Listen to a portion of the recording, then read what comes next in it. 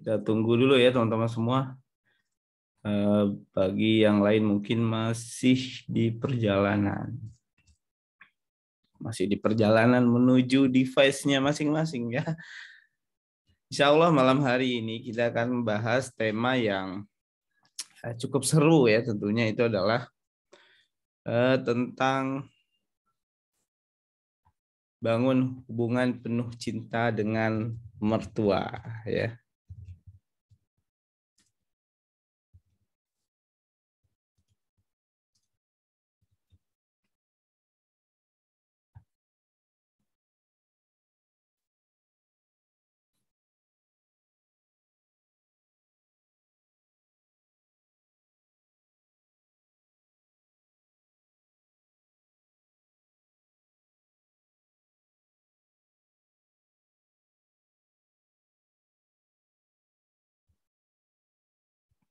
Oke, bismillahirrahmanirrahim. Assalamualaikum warahmatullahi wabarakatuh. Alhamdulillah rabbil alamin wassalatu wassalamu ala asrofil anbiya'i wal mursalin wa ala alihi wa ashabihi rasulillahi ajmain.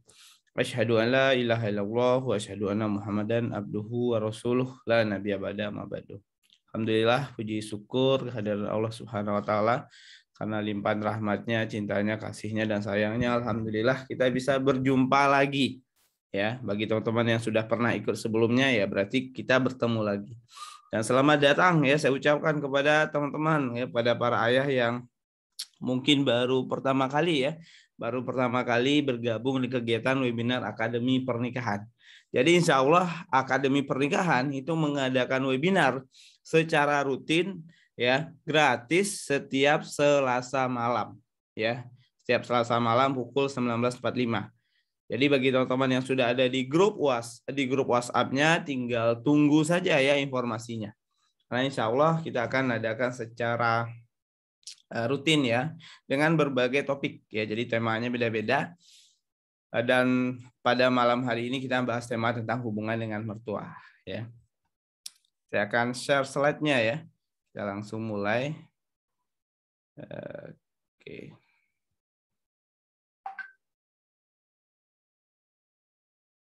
Nanti saya juga akan menjawab beberapa pertanyaan dari teman-teman semua, baik yang bertanya secara live di sini, ya, atau mungkin nanti pertanyaan yang di drive, ya, karena di drive juga banyak banget pertanyaan ya, yang daftar lewat drive, ya Google ya formulir drive-nya.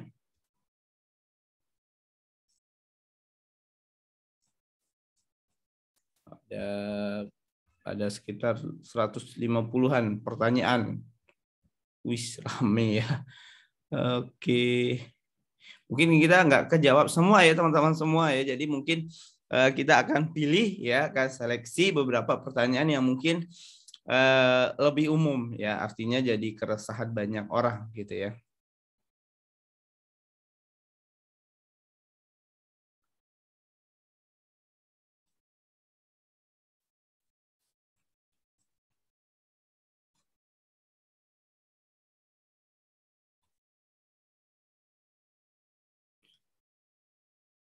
Oh, ini ada pertanyaan-pertanyaan.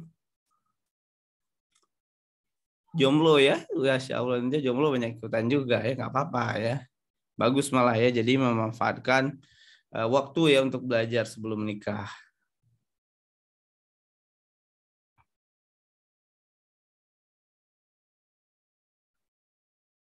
Nah ini ya, bangun hubungan penuh cinta dengan orang tua dan mertua. Jadi setelah menikah tidak hanya bangun hubungan dengan mertua ya, tapi juga dengan orang tua juga tetap ya. Jadi meskipun di flyernya saya nulisnya mertua saja ya, tapi yang akan kita pelajari adalah bagaimana bangun hubungan juga dengan mertua ya setelah menikah.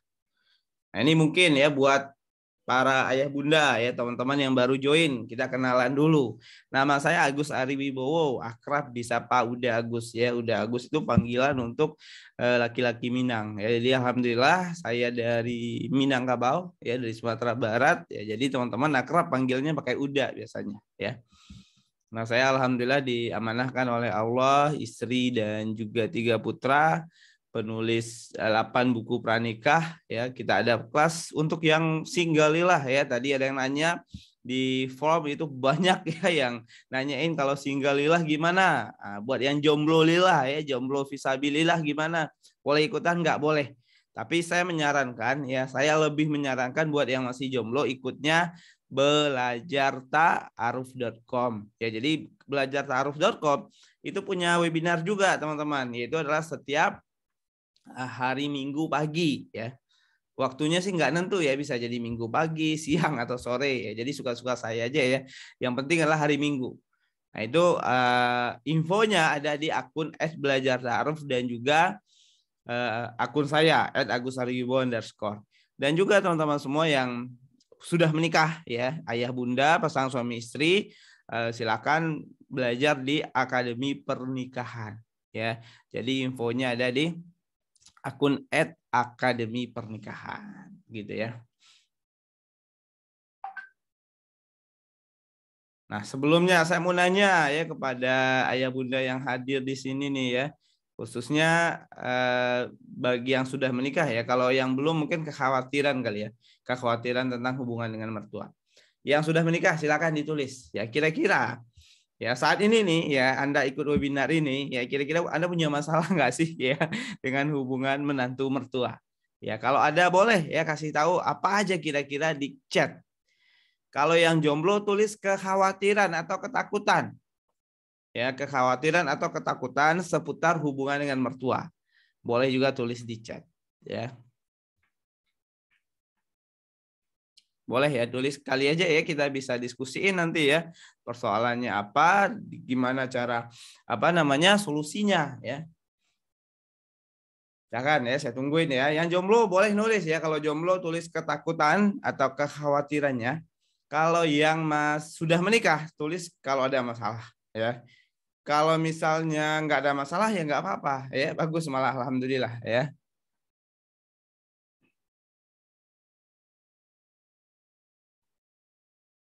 Silakan ya, saya tungguin ya.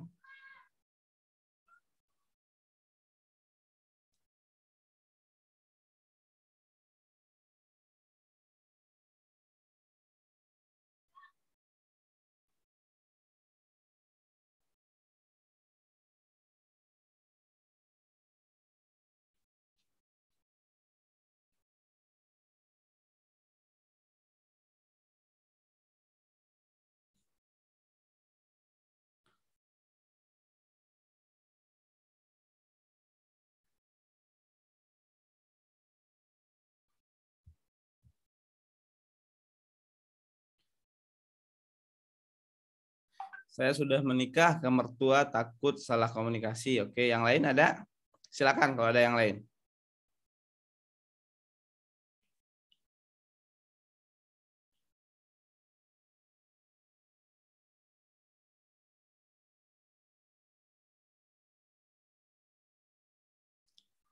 Saya belum menikah tapi takut nanti mertua nggak sepaham sama aturan atau visi misi keluarga saya dan suami. Saya suka kesal sama mertua karena suka berkata yang kurang nyaman dan cenderung ingin saya bekerja terus bukan jadi IRT. Khawatir mertua tidak menerima keberadaan kita sebagai menantunya. Takut mertua baik di depan tapi tidak di belakang kita. Karena saya punya pengalaman di masa lalu. Dulu ibu saya tidak terlalu diterima sama mertuanya. Sampai saya SMA pun saya menyaksikan nenek saya tidak begitu adil dengan ibu saya. Dia memperlakukan berbeda antara melakukan berbeda mana ya kok lewat kok hilang ya. Memperlakukan berbeda antara ibu dan menantu yang lain. Saya sudah ada mertua udah baru 2 bulan menikah tidak ada masalah, hanya sedang beradaptasi. Tapi karena kami tinggal bersama mertua, saya bingung dengan perbedaan gaya dalam mengurus rumah. Ya. Sudah menikah, sekarang tinggal seatap dengan mertua dan sedang LDR dengan suami. Saya nggak ada masalah hubungan mertua, sih saya kurang rajin aja urusan rumah karena mertua tipe rajin ya, alhamdulillah ya. Oke, kekhawatirannya takut nggak cocok sama mertua, takut disuruh-suruh banyak hal karena kebetulan calon mertua nggak punya anak cewek. Ya. Ini buat yang masih jomblo ya, terutama yang wanita ya, karena yang akan banyak interaksi dengan mertua ini biasanya adalah wanita ya, mungkin yang sering jadi banyak dramanya juga ya antara wanita gitu ya. Tipsnya adalah ya, tadi kan ada tuh ya, ada kisah ya, kisah nyata yang mana tidak diterima atau mungkin dibeda-bedakan antara menantu yang lain. Ya. Nah, tipsnya adalah buat para wanita nih sebelum menikah. Ya, sebelum menikah adalah cari calon mertua, ya, cari calon ibu mertua yang memang sudah menyukaimu sedari awal. Jadi fase ta'aruf itu ada yang namanya ta'aruf keluarga. Nah, di ta'aruf keluarga itu ya seorang wanita itu boleh ya berkunjung kepada keluarga laki-laki.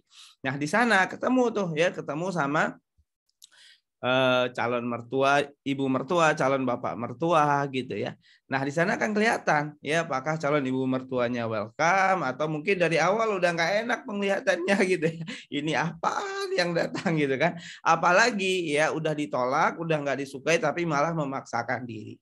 Nah, itu ya biasanya bisa panjang gitu ya masalahnya. Bisa nggak sih diperbaiki kalau misalnya nggak disukai di awal? Bisa. Tapi butuh banyak energi. Ya, butuh banyak energi. Nah, lebih baik malah menjaga dari awal. Ya, jadi kalau misalnya dari awal kayaknya nih ibu mertuanya nggak suka, ya atau nggak tertarik, nggak welcome gitu, ya baiknya dihindari. Ya, kecuali kalau misalnya teman-teman yang masih jomblo ya punya kesiapan mental yang kuat gitu kan, mau bertarung ya menaklukkan berbagai tantangan, silakan. Banyak kasus orang yang awalnya ditolak ya oleh mertuanya karena anaknya sangat ngotot ya, akhirnya kepaksa nikah. Jadi orang tua itu dalam tanda kutip terpaksa meridoi anaknya untuk menikah, terpaksa meridoi menantunya untuk menikah. Ya, terpaksa menerima menantunya. Padahal dalam dirinya sebenarnya nggak suka. Ya. Nah, itu biasanya setelah menikah tuh bawaannya kalau ngelihat tuh nggak suka aja bawaannya gitu ya. Apa yang dilakukan biasanya, salah aja gitu ya. Kenapa? Karena memang basicnya udah nggak suka. Nah, bisa nggak ini diubah? Bisa. Dan itu banyak kasus juga yang saya temui ya. Tapi waktunya lama. Ya, ada yang sampai belasan tahun, ada yang sampai puluhan tahun gitu ya, si menantu ini berbuat baik terus, memperlakukan terus, sabar terus gitu ya. Sampai pada akhirnya mertua menyadari, oh ternyata menantuku ini menantu baik. Oh ternyata menantuku ini menantu orang yang tepat nih dipilih oleh anakku. Nah, kalau yang siap tuh ya berjuang lama begitu ya silahkan gitu ya. Tapi kalau misalnya belum siap ya lebih baik cari ya pasangan hidup yang memang ibunya menyukai teman-teman semua ya. Itu tips ya buat jomblo ya, tidak berlaku untuk yang sudah menikah ya. Karena kalau udah menikah gak mungkin kan ganti mertua solusinya ya. Nah, bagaimana ya membangun hubungan penuh cinta ya dengan mertua? Yang pertama adalah masing-masing kita dulu ya. Jadi mungkin teman-teman sebagai anak ya, ayah bunda sebagai anak pengen ya pasangan punya hubungan baik kepada orang tua teman-teman. Ya, maka yang pertama adalah sikap pasangan ya ke orang tua adalah cerminan sikap kita ke orang tua kita. Ya. Kalau misalnya para bunda ya bawaannya kesal ya sama orang tua sendiri, itu kemungkinan itu nanti pasangan hidupnya akan kesal juga, ikutan kesal juga. Begitu juga sebaliknya, ketika hubungan antara seorang laki-laki, seorang ayah kurang baik dengan orang tuanya, ada kemungkinan juga si istrinya akan ikut-ikutan juga. Ya, jadi sikap pasangan ke orang tua adalah cerminan sikap kita ke orang tua kita. Jadi kalau kita pengen ya pasangan punya hubungan baik kepada orang tua, maka perlu untuk apa? Perlu untuk memperbaiki hubungan kita dulu nih sama orang tua. Yang masih jomblo juga begitu.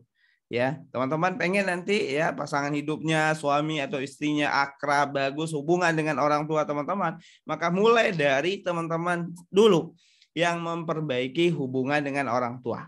Ya, karena sikap pasangan ke orang tua adalah cerminan sikap kita ke orang tua kita.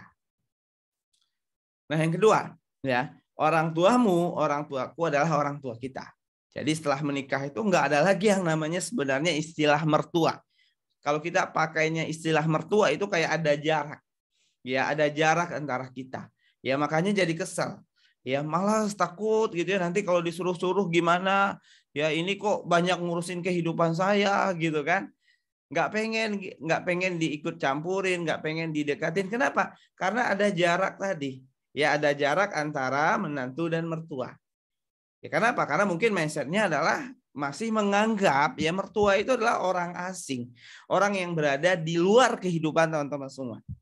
Maka perlu diubah ya. Yang pertama mindsetnya adalah bahwa orang tuamu, orang tuaku adalah orang tua kita.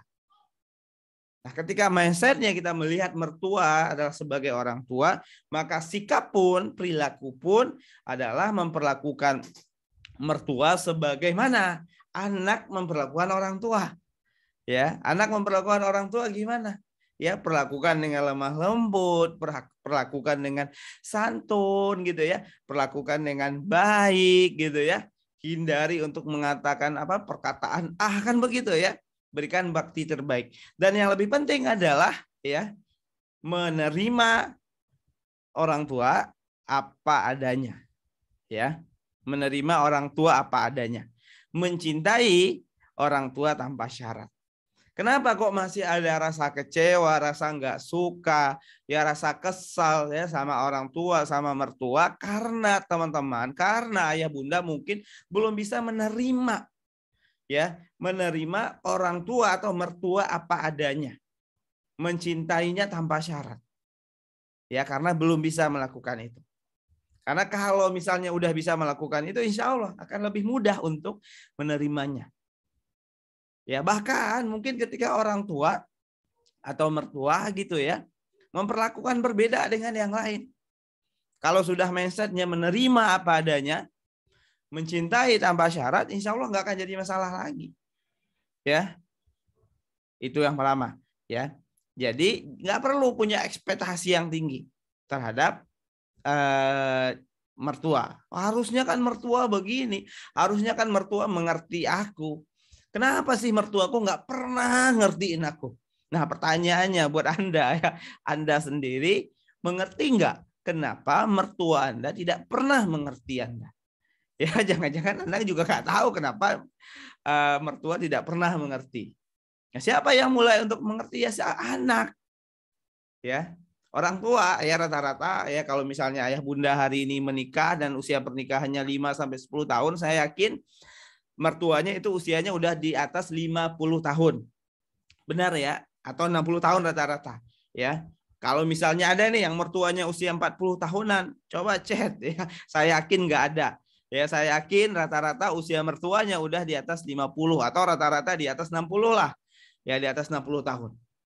Dan kita perlu tahu bahwa usia di atas 60 tahun itu adalah masa-masa orang tua memasuki fase yang oleh para ahli disebut sebagai geriatri. Geriatri itu adalah fase orang tua yang memasuki masa tua gitu, yang mana perilakunya kadang memang aneh. Ya, perilakunya kadang memang lucu-lucu. Jadi ini penting ya bagi anak ataupun menantu untuk mempelajari ini agar tahu juga psikologisnya orang tua itu kayak gimana ketika udah usia di atas 60 tahun. Ya kadang kita nggak pernah tahu atau kadang kita nggak pernah mau tahu kondisi psikologis orang tua di usia 60 tahun ke atas, tapi yang sering dilakukan adalah mengeluh ya. Kok orang tua saya gini sih, kok mertua saya begini sih, kok nggak sesuai harapan sih, kok ikut campur sih, kok begini, kok begitu gitu ya. Menganggap itu adalah sesuatu hal yang aneh. Harusnya nggak begini dong, harusnya begitu. Ya, jadi kalau mau cari yang sesuai dengan harapan teman-teman semua, ya itu buat yang jomblo, ya dikenali sebelum menikah. Tapi kalau sudah menikah ya sudah terima, ya orang tua pasangan itu satu paket dengan pasangan teman-teman semua. Ya, jadi buat para bunda orang menerima laki-laki sebagai suami, ya bagi bunda artinya juga menerima keluarganya, artinya juga menerima orang tuanya. Ya artinya juga menerima serentetan sikap perilaku dari orang tuanya. Kalau nggak cocok gimana? Ya pasti nggak cocok. Ya pasti beda. Orang asalnya aja beda.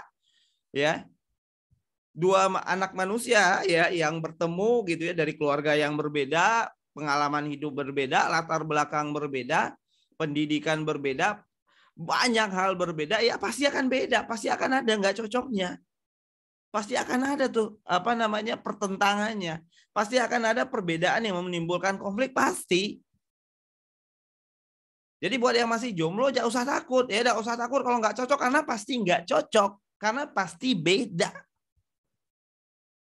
Nggak mungkin sama ya, kecuali nikah sama keluarga sendiri aja ya bisa jadi beda ya, sama sepupu gitu misalnya kan, sama orang yang bukan mahram ya tapi masih kerabat, itu pasti ada perbedaan tuh ya, apalagi menikah misalnya beda kota ya, kayak saya suku saya Minangkabau, istri saya Jawa ya, banyak nggak perbedaan antara saya dengan mertua saya, banyak perbedaannya antara istri saya dengan ibu saya ya, dengan orang tua saya banyak nggak perbedaannya, banyak juga. Jadi pasti, jadi kalau yang namanya perbedaan pasti beda, jadi mesti siap tuh ya buat yang masih jomblo ya, jadi nggak perlu takut. Kalau takut beda, takut nggak cocok, pasti beda, pasti nggak cocok. Karena apa? Karena lagi-lagi latar belakangnya beda, pola pendidikannya beda, pola pengasuhannya orang tua ya, artinya diasuh oleh kakek nenek itu zaman dulu itu jauh lebih berbeda juga. Makanya nggak perlu kesal juga sebenarnya, ketika nggak perlu heran ya. Kadang kan ada orang tua zaman sekarang heran, ini kenapa kok para nenek kakek ini suka suka memaksakan gitu ya gaya pola pengasuhannya kepada cucu-cucunya. Padahal kan pola pengasuhan kayak gini udah nggak laku lagi sekarang gitu kan. Ini kan zaman dulu gitu ya. Itu kan versi pemahamannya ayah bunda. Kalau versinya pemahamannya orang tua, versi pemahamannya mertua, itu mungkin yang terbaik ya. Ayah bunda punya versi pemahaman yang berbeda atau mungkin jauh lebih baik dibandingkan orang tua, karena ayah bunda hidup besar tumbuh di generasi milenial, mungkin ya, generasi milenial seperti saat ini, atau mungkin sebelum milenial lah gitu ya. Tapi rata-rata kayaknya ikut akademi pernikahan masih milenial ya. Yang mana generasi kita ya itu adalah generasi di mana informasi itu bisa kita dapatkan dari mana aja.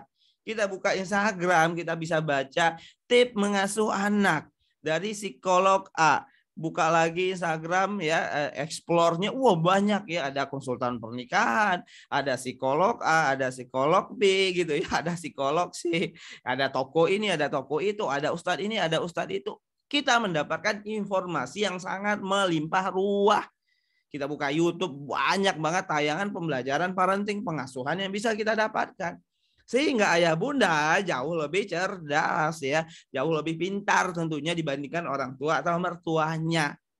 Ya, jangan dibandingkan. Ya, jadi jangan heran juga, kok kenapa sih masih memaksakan pemahaman pengasuhan zaman dulu, kan itu udah jadul gitu kan. Nah, itu kan jadulnya versi ayah bunda. Versi ayah bunda yang udah banyak masuk informasi baru. Sementara orang tua atau mertua, mereka dapatin nggak informasi baru itu zaman dulu ketika jadi orang tua? Nggak ada gitu ya. Orang yang ayah bunda yang mungkin kelahiran 80, 70 gitu ya, saya rasa orang tuanya dulu nggak ada gadget gitu ya. Kalaupun ada pasti telepon ya, ya cuman buat komunikasi doang ya. Kita dulu nggak ada sosmed ya. Ilmu-ilmu parenting itu dulu suatu hal yang sangat mahal ya, suatu hal yang sangat berharga. Jarang orang yang bisa mengaksesnya gitu ya, nggak kayak sekarang ya. Kalau sekarang ini kita udah melimpah ruah lah ya, kita bisa akses dari mana-mana. Kalau zaman dulu mah nggak ada ya. Pola parenting atau pengasuhan zaman dulu itu adalah turun menurun ya. Saya dulu diasuh ayah saya begini, maka saya akan asuh anak saya begini, seperti itu zaman dulu ya. Maka ini hal penting yang kita perlu mengerti terhadap orang tua kita. Jadi kita tidak hanya meminta orang tua atau mertua yang ngerti ke kita, tapi dari diri kita sendiri mulai untuk belajar mengerti ya. Kita belajar mengerti tentang apa yang dirasakan oleh orang tua atau mertua kita ya, menghadirkan sifat empati dalam diri kita ya, sehingga ketika orang tua punya gagasan ya, mertua ngasih masukan, itu yang muncul nggak kekesalan lagi ya, tapi bisa jadi bahan diskusi. Oh iya mah, kenapa kok begitu, digali kenapa, manfaatnya apa, dan seterusnya, belajar ya. Nah, kalau misalnya nih kita memperlakukan begitu kepada orang tua atau mertua, saya yakin ya insya Allah akan jauh lebih baik hubungannya. Karena selama ini Mungkin ya, mudah-mudahan sih enggak ya. Mungkin ada yang kesal gitu ya. Ketika dikasih masukan sama mertua, sama orang tua, kesal, ini kenapa sih kok ini aneh-aneh dan sebagainya gitu ya. Dan kekesalannya langsung ditunjukkan misalnya. Atau mungkin berekspektasi tinggi. Ya, harusnya mertua saya begini, harusnya mertua saya berubah dan seterusnya. Ya, saran saya sih jangan berekspektasi. Manusia memang bisa berubah. Tapi orang tua yang usianya udah di atas 60 tahun itu berat ya. Berat ayah bunda untuk berubah. Bagi mereka untuk merubah habit, ya, merubah cara ngomong gitu ya, mengubah cara berperilaku, mengubah cara bersikap berat. Ya, jadi stop ya, berhenti untuk menuntut orang tua atau mertua ideal seperti harapan kita. Ya, karena semakin besar tuntutannya, semakin besar ekspektasinya, maka akan semakin besar juga kecewa. Yang ada hanya kecewa. Ya, jadi balik lagi tadi, perlakukan seperti orang tua sendiri, terima apa adanya. Ya, kalau teman-teman udah memutuskan menikah, menerima lamaran dari anaknya, artinya itu satu paket. Menerima juga orang tuanya. Jangan yang dimau hanya anaknya doang ya, pas orang tuanya kesal, yang lihat anaknya senyum gitu kan, pengen dipeluk gitu, tapi pas ngeliatin orang tuanya langsung kesal, jangan gitu ya. Jadi begitu ya, ayah bunda ya. Jadi ini yang ketiga, udah kita bahas sih tadi sebenarnya ya, kalau ada persoalan ya maka anak dan menantu yang belajar untuk mengerti orang tua dan mertua, belajar untuk memahami alur berpikirnya, belajar untuk memahami kenapa kok orang tua dan mertua berpikir demikian. Ketika sudah dapat alur berpikirnya gimana, sudah diterima apa namanya, kita udah tahu, itu lebih enak ya ketika kita mau ngajak diskusi dan sebagainya ya. Nah, setelah menikah, nah ini buat para bunda ya, buat para ayah juga. Setelah menikah, itu laki-laki tetap punya prioritas ya, berbakti dan mengabdi kepada orang tuanya. Jadi nggak perlu cemburu, nggak perlu kesal gitu kan, atau bahkan marah ketika suami mungkin ngasih duit jajan ya, ngasih uangnya kepada keluarganya. Karena memang di dalam hartanya ada hak keluarganya ya. Jadi dalam harta suami ada hak istri, bukan harta suami harta istri. Ya ini keliru ya. Kadang orang berpemahaman bahwa harta istri itu cuman punya istri. Tapi harta suami harta istri. Harta suami harta istri. Serius gitu kan? Ya. Ya kalau di kepercayaan atau agama lain mungkin iya, ya, tapi kalau dalam Islam kan kita punya ilmu waris. Di Al-Qur'an kan dijelaskan. Ketika seorang laki-laki meninggal, ya, maka akan dapat bagian istrinya sekitar sekian persen, ya, orang tuanya dan seterusnya gitu ya. Artinya apa? Di dalam hartanya suami ada hak istri. Jadi bukan berarti hartanya suami itu harta istri, enggak, tapi di dalam hartanya suami ada hak istri. Dan juga ada hak orang tuanya. Ya, begitu juga ya waktunya suami, ya juga ada hak istri, juga ada hak orang tuanya. Jadi ketika seorang laki-laki, seorang suami mungkin masih punya tanggung jawab terhadap keluarganya, karena seorang laki-laki dia punya tanggung jawab terhadap orang tuanya dan juga kakak atau adik perempuannya ya yang belum menikah atau sudah menjadi janda gitu ya. Jadi kalau seorang wanita itu udah cerai, ditinggalin oleh suaminya, maka tanggung jawabnya kembali kepada walinya. Ya dalam hal ini adalah ayahnya atau kakak atau adik laki-lakinya. Nah, itu yang perlu ditanggung jawabin oleh seorang laki-laki. Nah, laki-laki ya mesti paham juga ya tentang konsep ini. Agar apa? Agar nanti setelah menikah gitu ya tidak mengabaikan, tidak melupakan orang tua atau keluarga sendiri. Ya ini banyak kejadian juga setelah menikah lupa ya, nggak mau lagi ngasih sesuatu gitu ya. Atau bahkan gitu ketika orang tuanya minta, nah ibu sakit nih minta uang dong buat berobat. Nah, kata kata si laki-laki, maaf bu aku nanya dulu ya sama istriku gitu ya. Aku minta izin dulu karena duitnya disimpan istri misalnya gitu ya. Makanya saya sering sampaikan gitu ya, soal keuangan misalnya itu yang pegang itu ya laki-laki, yang diberikan kepada istri adalah sebahagiannya gitu ya. Nah, sebagai seorang istri mendukung hal ini, mensupport hal ini ya. Jadi tidak ada cemburu. Ini saya bahas karena sering ya saya nemuin kasus kecemburuan. Ya, kecemburuan oleh istri kepada ibu mertuanya ya. ini kok uangnya dibagi gitu kan, dibagi dua gitu ya. Bahkan kita pernah terima kasus konseling, itu laki-laki punya penghasilan sebulan itu sekitar 2,5 juta, dan itu 1 juta aja untuk keluarganya. Ya, dan istrinya itu kesal terus setiap bulan gitu ya. Dan dia nanya kira-kira solusinya gimana ya? Solusinya ikhlas dan ridho ya. Karena Anda udah memilih menikah dengannya. Nah, buat yang jomblo ini penting digali juga sebelum menikah. Ya, cari tahu ya kondisi keuangan laki-laki, termasuk juga laki-laki itu punya tanggungan enggak? Ya, punya tanggung jawab enggak terhadap keluarganya, terhadap ayah ibunya, terhadap adik-adiknya.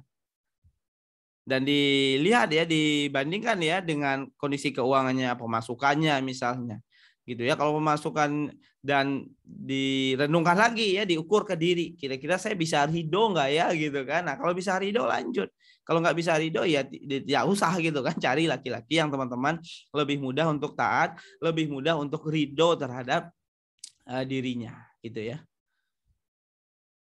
Nah, yang kelima ya, idealnya setelah menikah tinggalnya pisah ya atau mandiri. Tetapi jika ada kekhususan baru silakan memilih tinggal bersama orang tua. Ya. Nah, hubungan penuh cinta, rasa cinta itu akan muncul terkadang oleh jarak. Ya, kalau ayah bunda ketemu sama mertuanya ya, sama orang tuanya dalam sebulan sekali gitu kan, dalam setahun bahkan 3 kali ketemunya atau mungkin 4 kali, ya artinya jarang ketemu. Saya yakin itu akan jarang juga konfliknya, akan jarang juga berantemnya ya, karena kan nggak mungkin juga ya ketemunya 2 kali setahun pas lebaran gitu kan langsung berantem, kan nggak mungkin ya. Nah, potensi konflik, potensi nggak nyaman itu bisa terjadi ketika kapan? Ketika ketemunya intens ya, setiap hari ya. Nah, itu bisa terjadi ketika tinggal di rumah orang tua atau mertua ya.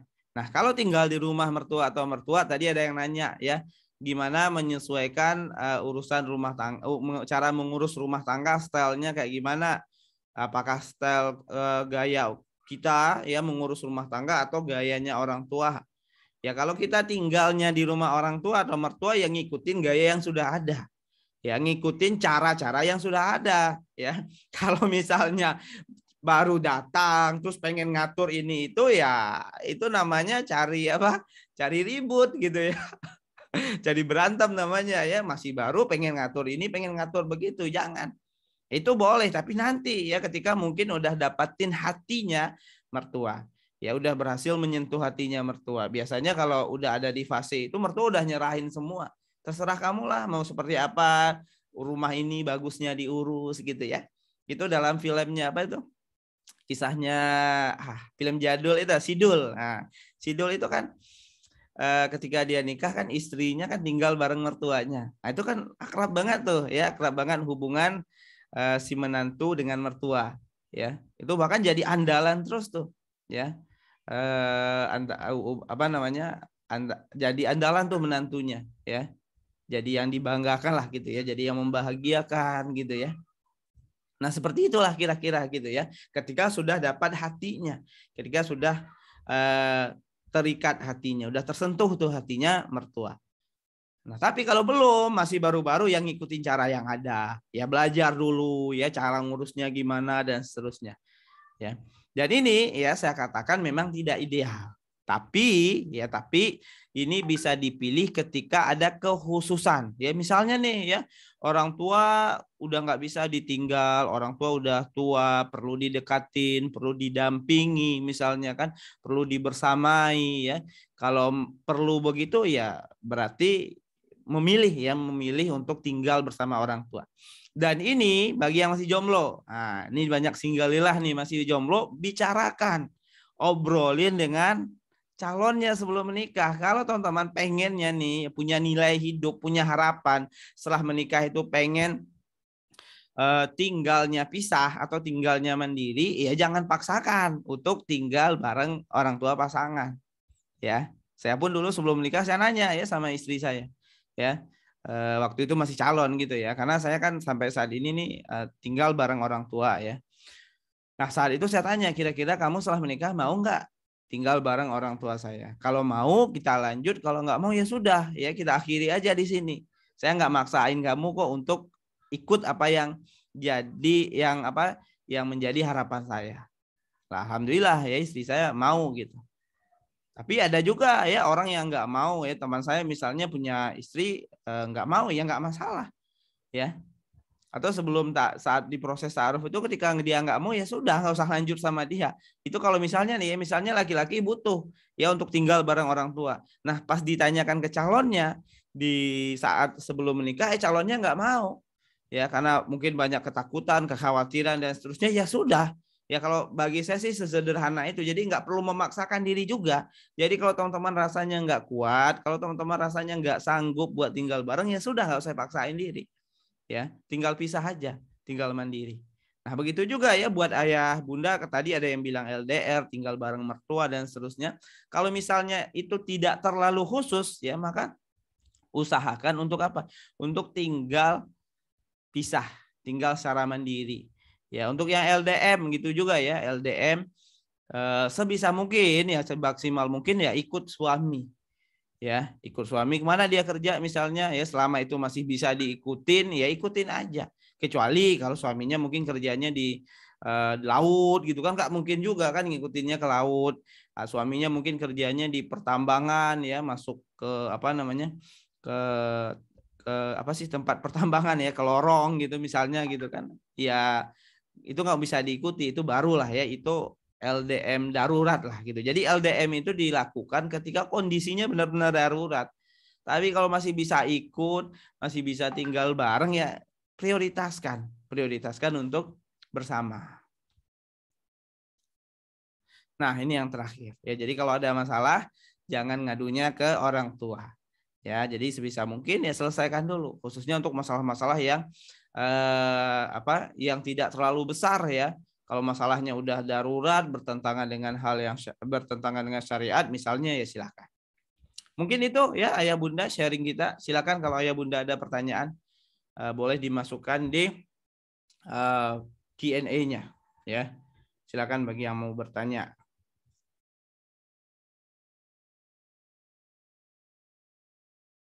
Cara menasihati tanpa menggurui apa dan ini apa nih?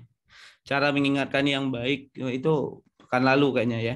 Cara suami tambah sayang, apanya disebut tazkiyatun nafs? Apanya disebut tazkiyatun nafs?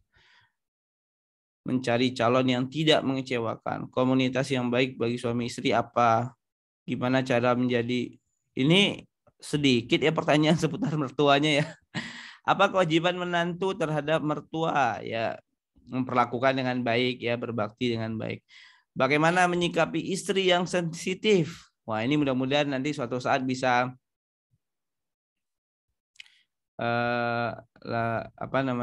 bisa kita bahas ya secara simpel ya.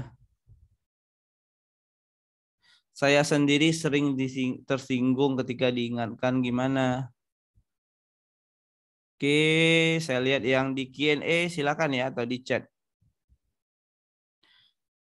Bagaimana cara membangun kedekatan dengan mertua yang baru kenal dan sebelumnya belum pernah ketemu atau melakukan komunikasi ya buat atau ciptakan sesuatu yang nyaman-nyaman aja dulu yang seru-seru ya cari tahu kesukaan beliau apa ya makanan kesukaan bisa bahan atau topik obrolan yang disukai juga bisa ya hal-hal yang tidak disukai bisa gitu ya cari tahu juga misalnya harapan beliau atau cita-citanya apa sih gitu kan. Kan ada orang tua itu yang pengen banget gitu ya makan makanan khas daerahnya gitu ya. Nah itu usahakan untuk memenuhi kasih ya ini makanannya. Sehingga pas dikasih itu langsung kaget, hah aku kan pengen banget nih makan ini gitu kan. Nah jadi terharu gitu kan. Nah itu jadi baper tuh mertuanya ya. Jadi tersentuh tuh hatinya. Ya, dia cari tahu ya. Jadi kalau kalau baru kenal itu lebih banyak melihat, lebih banyak mendengar. Ya, untuk apa? Untuk mengenali. Ya. Kenapa udah cuma nyebut cocok dengan ibunya? Ayo kira-kira kenapa? Karena sering terjadi itu adalah ini kasus ya yang ini saya baik kasus yang saya sering dihadapi para pasutri ya. yang sering terjadi cekcok itu yaitu antara ibu dan menantu perempuan, ya. Kalau antara ayah ya dengan dengan menantu laki-laki itu jarang, ya. Itu jarang yang setidaknya saya temui, ya. Kayaknya nggak pernah sih, ya. Selalu wanita yang ngeluh sama ibu mertua begini, saya ngeluh gitu. Dan secara psikologisnya, ya, seorang ibu itu dekat dengan anak laki-lakinya. Nah, ketika anak laki-lakinya menikah itu ada kadang perasaan yang muncul dalam diri ibu, seperti ada yang mengambil bagiannya, ada yang mengambil haknya mungkin gitu ya, sehingga mungkin akan muncul tuh ketakutan anak laki-lakinya nggak perhatian lagi sama dia gitu kan, ketakutan anak laki-lakinya abai gitu kan, ketakutan istri lebih menarik dibanding ibunya dan seterusnya, ya.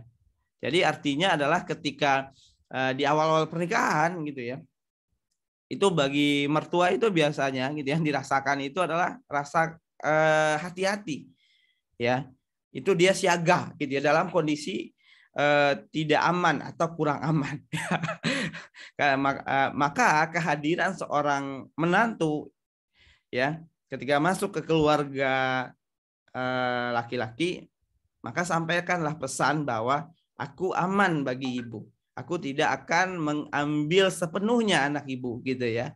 Nah, itu sebenarnya. Nah, ketika seorang orang tua ya atau ibu mertua atau ayah mertua merasakan keamanan tadi, akhirnya dia akan nyaman dengan menantunya. Ya. Saya belum menikah, takut nanti mertua ikut campur dalam urusan keluarga, nggak masalah, ya. Jadi orang tua mertua ikut campur nggak masalah. Ya, ikut ngasih nasihat, ikut ngasih masukan, bagi saya sih sangat bagus malah, ya. Jadi ketika menikah itu jangan sampai berpikiran kalau udah ikut campur itu artinya udah negatif. Enggak selalu negatif kok. Ya, ikut campurnya ngasih nasihat, apalagi orang tua pengalamannya jauh lebih banyak kan dibandingkan teman-teman gitu kan. Udah puluhan tahun mungkin pengalaman hidupnya.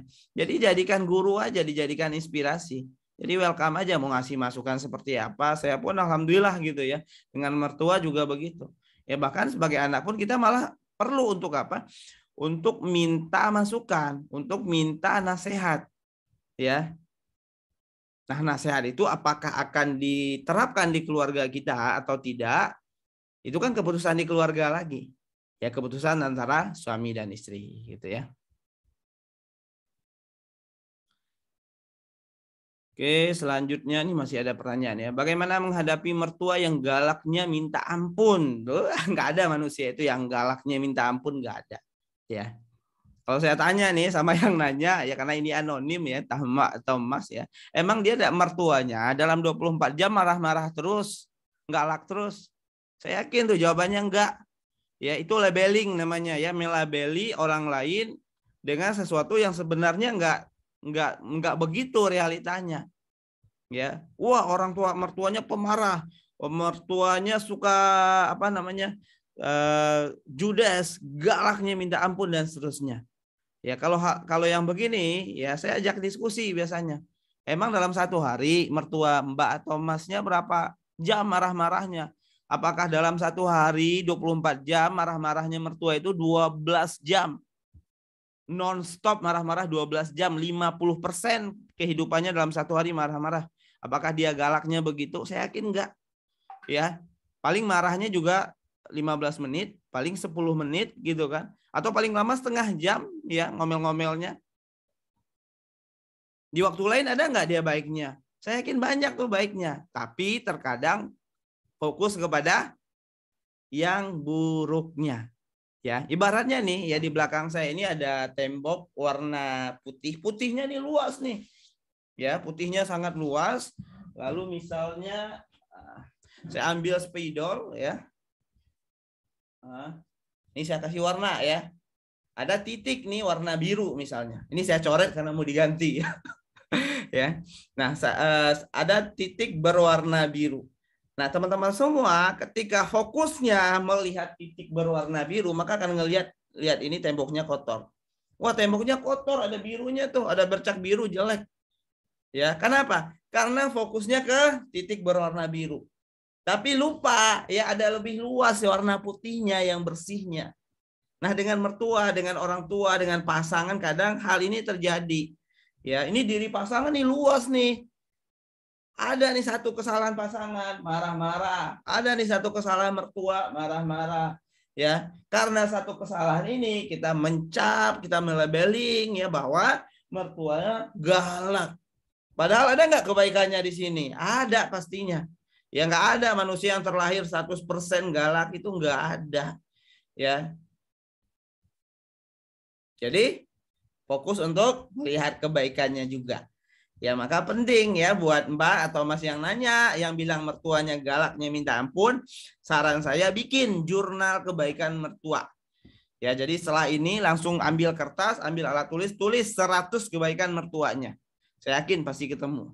Ya, jadi begitu. Kalau yang ngerasa apa namanya galak gitu ya. Bagaimana cara menghilangkan rasa kecewa ke mertua atas perilakunya yang kurang baik? Terima. Ya belajar untuk menerima apa adanya mertua. Ya menerima termasuk juga kekurangannya, perilakunya. Ya sama dengan pasangan gitu ya. Ketika kita menikah dengan pasangan, kita menerima kekurangan pasangan. Ya termasuk juga kekurangan dari perilakunya. Kita berdamai dengan hal tersebut. Makanya banyak praktisi relationship mengatakan ya cari pasangan hidup yang kekurangannya kamu bisa berdamai dengan yang mana orang tersebut kamu bisa berdamai dengan kekurangannya. Ya, kalau sudah jadi mertua ya mau nggak mau diterima, mau nggak mau berdamai, ikhlas. Ya. Udah nanya pas ta'aruf dia orangnya manja ke ortunya atau enggak gimana ya? Udah nanya pas ta'aruf dia orang. Ya boleh aja ya kalau mau nanya itu, dan itu menurut saya enggak terlalu jadi masalah ya. Bagus malah ya kalau dia manja ya. Manja dalam artian masih wajar ya, kecuali manjanya itu udah lebay gitu kan. Apa-apa kebutuhannya dipenuhi oleh orang tuanya misalnya, itu yang tidak baik gitu ya. Ini sebelum saya melanjutkan tanya jawab, saya mau ngumumin ya ke teman-teman semua ya. Yaitu nanti bentar.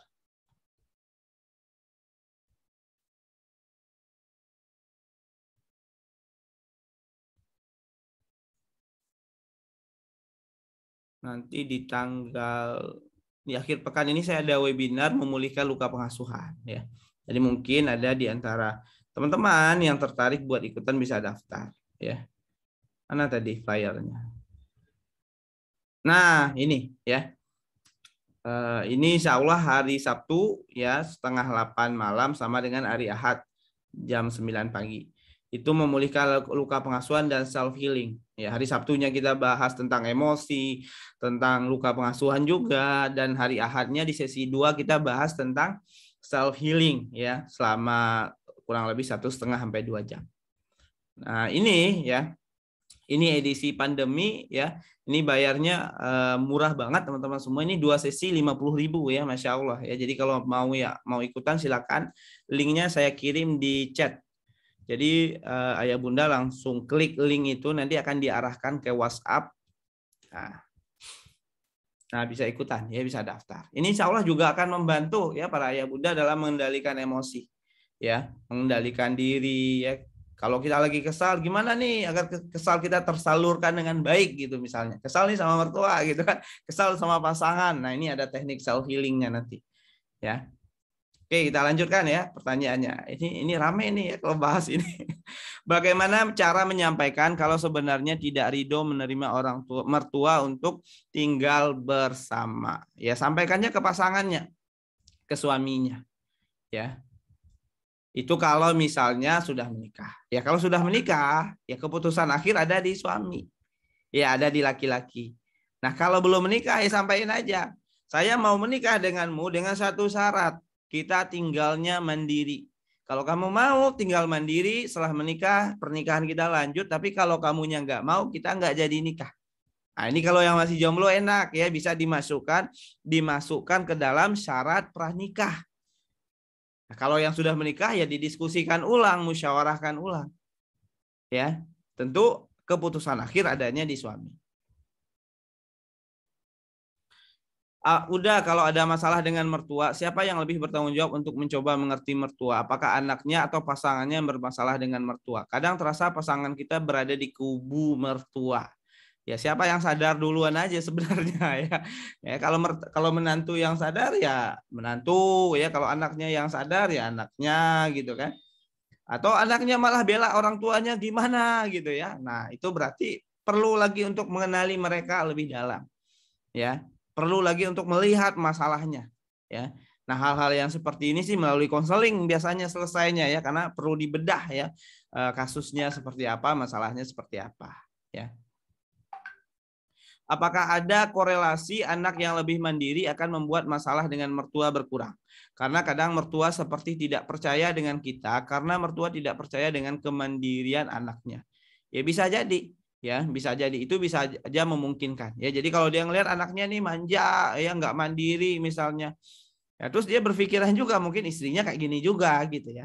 Maka kalau misalnya itu yang terjadi, maka perlu pembuktian sebenarnya. Ya perlu pembuktian bahwa mbaknya nggak begitu ya, dan perlu juga digali ya sebenarnya mandiri versi orang tua itu seperti apa gitu ya. Eh, Kadang kan mandiri versi bagi sebagian orang kan beda-beda ya. Bagaimana cara menghadapi orang mertua yang suka membicarakan hal-hal keburukan kita ke tetangga dan suka menambahkan cerita negatif sama tetangga, padahal suami menyarankan agar tinggal dengan mertua. Caranya gimana? Yang pertama adalah senyumin mertuanya. Ya, jadi nggak usah dipikirin kalau misalnya mbaknya nggak buruk ya, mbaknya nggak negatif, diri mbak yang ngapain dipusingin ya. Jangankan kita manusia akhir zaman, Rasulullah aja itu satu Mekah kafir Quraisy tuh ngomongin keburukan Nabi Muhammad. Nabi Muhammad dibilang gila ya, Nabi Muhammad dibilang mengada-ada lah, direncanakanmu menganiaya Nabi Muhammad. Ya biarin aja lah ya. Jadi kalau mertua ngomongin keburukan silakan gitu. Kalau perlu umumkan di masjid semua keburukanku gitu. Aku akan tetap baik kepadamu ibu. Nah, itu dilakukan ya. Jadi seperti apapun ngomongin keburukan, lakukan kebaikan-kebaikan terus, agar apa? Agar mertua melihat juga kebaikan mbaknya. Ya karena bisa jadi nih gitu ya. Mertua ngomonginnya yang buruk-buruk karena bisa jadi yang ditangkap oleh mertua selama ini yang kurang baik. Ya, kan kita nggak pernah tahu ya, cara pandang setiap orang beda-beda, persepsi setiap orang beda-beda. Maka menjadi PR ya bagi Mbak untuk apa? Untuk menunjukkan ke mertua kalau Mbak punya sisi baik. Ya, sisi baik yang sesuai dengan harapan mertua. Maka gali, kenali lagi kira-kira harapan mertua seperti apa nih? Versi menantu baik menurut orang mertua itu seperti apa? Ya. Nah, ini akan jadi PR nih. Yaitu yang saya katakan tadi ya, kalau sudah menikah ya perlu panjang sabarnya tuh, sabar gitu ya. Tapi nggak apa-apa, insya Allah akan jadi pahala gitu ya. Tapi bagi yang masih jomblo, nah sebelum nikah dikenali. Suami menyarankan, ya diskusikan lagi sama suami. Ya, kalau suami kan baru menyarankan ya, belum memutuskan, kecuali sudah memutuskan. Kalau suami baru menyarankan, kan bisa ditolak sarannya. Ya, bisa juga dikasih saran baru, tinggalnya pisah gitu ya. Nah, itu bisa dilakukan. Udah, apakah bisa mendeteksi calon mertua yang pura-pura menyetujui pernikahan anaknya? Ada kasus yang seperti itu. Tapi ketika sudah anaknya menikah, jadi keluar aslinya. Dan bagaimana menghadapi orang tua yang pendiam? Saya pendiam juga. Pendiam itu adalah soal habit, soal kebiasaan. Ya, saya dulunya juga pendiam. Ya, dan saya belajar untuk tidak pendiam. Ya, saya waktu awal-awal kuliah itu ya kadang buat ngomong aja, mengemukakan argumen aja itu bergetar tuh ya. Bergetar badannya gitu ya. Tapi karena saya berpikir saya jauh-jauh nih dari Sumatera Barat kuliah ke Jakarta ya, masa saya mau diam-diam doang gitu kan. Apalagi dulu saya pas ngomong itu diketawain sama orang ya, karena logat Minang saya yang sangat kentara ya. Saya ngomong di kelas, wah anak-anak di kelas semuanya ketawa gitu kan. Udahlah ngomongnya grogi ya, pas ngomong diketawain lagi. Nah, kan kita punya pilihan. Nah, saat itu saya memilih untuk melatih diri saya untuk bisa bicara. Ya, karena soal ngobrol, soal bicara itu adalah soal keahlian, soal skill. Sama halnya kayak Mbak dan Mas di sini, Bawa motor itu kan skill. Bawa mobil itu kan skill. Awalnya nggak bisa, tapi karena dilatih lama-lama jadi bisa. Ya, jadi kalau ngerasa pendiam ya belajar ngobrol, ya cari teman ngobrol. Saya dulu pas latihan ngobrol itu saya biasain itu di musola ya dekat tempat tinggal saya waktu masih kuliah. Saya duduk bareng tuh sama bapak-bapak, ya sama kakek-kakek habis sholat maghrib. Dan saya ikut nimbrung ngobrol sama mereka, nanyain, ya dengerin, belajar nanggapin gitu ya, belajar untuk melempar jokes-jokes yang kadang garing gitu ya. Yang ketawa cuma kita sendiri gitu kan, yang lain diam gitu ya, nggak masalah. Itu proses belajar. Nah pas naik angkutan umum ketemu ada orang duduk sebelah aja ngobrol. Ya, itu yang saya lakukan dulu. Dari mana kotanya Pak? Asalnya mau kemana dan seterusnya. Ketemu di masjid ya, di masjid umum misalnya ada orang salaman, udah ngobrol lagi, teman tanyain mau kemana dan seterusnya. Ya, itu bisa dilatih. Nah, bagaimana mendeteksi calon mertua yang pura-pura? Itu kelihatan sih ya dari ekspresi wajah, dari bahasa tubuh ya. Calon mertua yang benar-benar ikhlas, tulus menerima teman-teman itu kan kelihatan. Ya, maka perlu untuk melihat juga ekspresi tubuhnya, bahasa tubuhnya. Ya. Karena orang bohong aja kelihatan kok dari gelagatnya kan. Orang nggak ikhlas, orang capek kelihatan dari bahasa tubuhnya. Orang kepaksa juga kelihatan. Ya. Jadi kalau ngobrol sama orang jangan hanya fokus kepada apa yang dikatakannya. Ya, tapi juga lihat ya mimik wajahnya, ekspresi wajahnya, matanya dan seterusnya, bahasa tubuhnya gitu ya. Kadang orang bilang, "Iya, saya menerima kamu." Ya, tapi agak enggan gitu. Kita ngelihat bahasa tubuhnya agak enggan, ada penolakan dan seterusnya.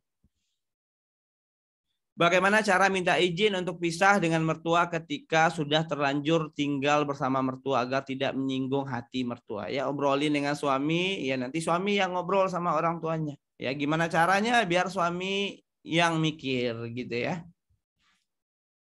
Bagaimana cara memberi keyakinan kepada mertua bahwa saya tidak akan mengambil anaknya? Apakah berkata langsung kalimat itu efektif?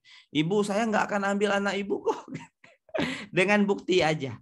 Ya, dikasih ruang anaknya untuk bakti sama ibunya, dikasih kesempatan anaknya untuk sering ketemu ibunya, dan Mbak pun sebagai menantu juga juga menunjukkan ya sikap yang baik, kalau sikap yang baik kepada mertuanya. Ya kalau ngomong ibu saya nggak ambil anak ibu kok, itu nantangin ya, itu nantangin, yang ada malah tambah kesal tuh mertuanya gitu ya. Saya sedang dalam fase sakit hati dengan ayah mertua karena ketika tahu bahwa anaknya selingkuh, bukannya menasihati anaknya, malah menyalahkan saya. Dikatakan tidak bisa menjaga suami. Saya jadi menjaga jarak dan tidak berkunjung ke rumah mertua. Walaupun masih mengirim makanan seperti biasa. Bagaimana saya harus bersikap sementara saya juga masih menyembuhkan hati pasca suami selingkuh ya. Saran saya Mbaknya ikut ini ya, webinar self healing nanti. Ya, insya Allah nanti kita belajar memaafkan di sana, ada juga belajar self healingnya. Bagaimana kalau kata-kata dan sikapnya sering kasar saat menonton TV maupun respon ke cucu yang aktif, yang akhirnya dicontoh sama cucu yang masih 2-4 tahun. Sudah diingatkan untuk menjaga perkataan dan sikap agar tidak dicontoh cucunya. Tapi tetap saja, dan saat cucunya mencontoh hal tidak baik itu malah marah menyalahkan ke cucu. Orang tua dapat dari mana? Nggak ngerasa kalau itu dapat dari perkataan dirinya sendiri. Nggak ada cara untuk mengubahnya. Ya, karena tadi udah saya bilang. Ya, mertua Mbak atau Mas itu usianya udah di atas 60 tahun. Cara ngomong, ya cara bersikap itu udah terbentuk jadi karakter. Udah terbentuk jadi kepribadian dalam waktu yang lama, puluhan tahun. Ya. Terus Anda tiba-tiba pengen berubah gitu. Berat. Berat. Jadi kalau saran saya pisah ya, mandiri gitu kan. Kalau misalnya nggak bisa pisah juga gimana? Ya berarti adu-adu banyakan masukin kata-kata positif ya. Mungkin kalau dia dengar kakek neneknya berkata-kata nggak baik ya, berkata-kata kasar misalnya, nah nanti diluruskan lagi sama ibunya ya, sama ayahnya. Nah itu nggak baik dan seterusnya. Ya nanti pas cucu kakeknya nyalahin, ini kok kenapa kamu kata-katanya kasar ya? Ya ajarin anak buat minta maaf sama kakeknya ya, jadi bukan kayak nyerang, kan kakek yang ngajarin, bukan gitu. Maaf ya kek, aku masih butuh diajarin gitu kan, atau orang tuanya minta maaf, maafin ya ayah ya ibu ya, anakku berkata-kata kasar, maaf ya Jadi begitu. Ya. Nah, itu tip menyentuh hati mertua, ya. Karena kalau misalnya di debat, dilawan, ya, yang terjadi adalah lawan balik, ya, adu argumen, ya. Nah, ini penting ya buat masih jomblo nih. Ini pesan lagi nih buat jomblo. Ini Bu jomblo beruntung dah ya ikut malam ini ya. Ini penting buat jomblo untuk apa? Untuk melihat juga keluarga dari calon pasangannya gitu ya. Melihat juga akhlak dan perilaku dari calon mertua dan mertuanya. Jadi jangan ya anaknya saja gitu ya dikenali gitu ya. Jadi ini pembelajaran berharga. Itu kalau masih jomblo. Kalau udah nikah ya udah terima apa adanya. Ya, udah diterima apa adanya tinggal dicari baiknya gimana. Itu kalau sudah menikah gitu ya. Jadi begitu ya teman-teman semua ya. Ini udah nggak ada pertanyaan lagi ya. Kalau nggak ada ya sudah ya kita cukupkan sampai di sini. Oke, silakan bagi yang mau daftar webinar ini. Ini jarang-jarang loh saya bikin webinar dengan biaya yang sangat bersahabat ya. Ini edisi PPKM lah gitu ya. 50.000 2 sesi, Masya Allah gitu ya. Biasanya sih 100 ribuan ke atas gitu ya. Silakan ya, jadi silakan ayah bunda bisa daftar ya. Ini artinya kan cuma 25 ribuan ya satu sesinya ya. Jadi insya Allah ilmunya sangat bermanfaat ya. Saya pelajari tentang healing, tentang terapi mungkin udah hampir 10 tahun dan itu semua saya racik, saya sarikan itu yang insya Allah saya bagikan kepada ayah bunda nanti ya. Silakan kalau masih ada pertanyaan boleh ya. Cara menghilangkan rasa kesal ke mertua, terima mertuanya, terima dan cintai mertuanya apa adanya. Ya. Jadi ketika mau menghilangkan rasa kesal itu muncul ketika Mbak berharap mertua melakukan sesuatu, tapi yang kejadian adalah tidak seperti Mbak harapkan. Makanya kesal. Nah, sekarang stop berharap, stop berekspektasi, ya terima aja udah. Ya. Ingat ya, orang tua atau mertua ketika udah 60 tahun ke atas itu masuk yang namanya masa-masa geriatri. Ini mungkin untuk lebih lanjutnya Mbak atau Mas ya ayah bunda bisa pelajari ya apa aja bagaimana orang tua di kondisi itu. Ya karena banyak perubahan psikologis orang tua, banyak perubahan sikap, banyak perubahan perilaku sama kayak anak. Ya, kan ada anak fase-fase 0 sampai 5. Nah, di 0 sampai 5 ini ada nih ya psikologis tertentu anak, perilaku tertentu anak, begitu juga masa anak-anak, masa remaja, itu kan beda-beda setiap fase. Nah, sampai kita akhir ya, bahkan kita pun nanti juga akan masuk fase itu di atas 60 tahun ke atas, fase geriatri itu. Ya. Itu bahkan ada grup-grupnya juga ya. Ya saya tahu awalnya karena saya ada teman saya psikolog bikin seminar-seminar itu isinya para nenek-nenek semua ya, dan akhirnya saya ini juga orang tua saya ikutin juga ya buat isi aktivitas gitu kan. Nah, itu ada zoom-zoomannya juga isinya nenek-nenek ya, zoomnya gitu kan. Nah itu untuk untuk menemani ya, mendampingi orang tua yang masuk di fase itu. Udah kalau ada masalah sama ortu perempuan apa efektif bicara sama mertua laki-laki atau curhat, tergantung ya, tergantung kondisi mertuanya ya,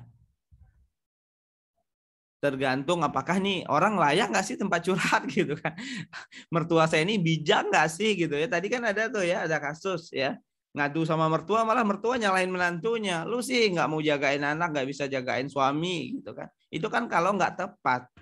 Ya makanya perlu untuk mengenali sikap, perilaku, kepribadian dari mertua. Ya kira-kira nih enak kan nih sebagai tempat curhat, sebagai tempat minta pendapat ya. Kan orang kan beda-beda ya, ada orang yang bijak ya, ada juga yang mungkin agak kurang bijak dan seterusnya gitu ya. Mungkin begitu ya teman-teman semua. Ya silakan bagi yang mau ikut belajar pekan ini tanggal 4 dan juga tanggal 5 September silakan daftar. Dan insya Allah ya pertemuan kita selanjutnya adalah tanggal berapa? Pekan depan Selasa. Jadi setiap Selasa kita akan bahas satu tema atau topik tertentu ya. Kalau ada bagi ayah bunda mungkin yang mau konseling ya secara pribadi boleh japri ke nomor WhatsApp yang ngirimin link Zoom tadi ya, nomor WhatsApp yang ngirimin link Zoom ya. Karena ada beberapa persoalan yang memang bisa diselesaikan ketika memang diulik ya, digali, dibedah gitu ya. Nggak bisa secara umum ya dijawab gitu ya. Mungkin itu aja dari saya ya, ayah bunda semua. Terima kasih. Wabillahi taufik wal hidayah. Assalamualaikum warahmatullahi wabarakatuh.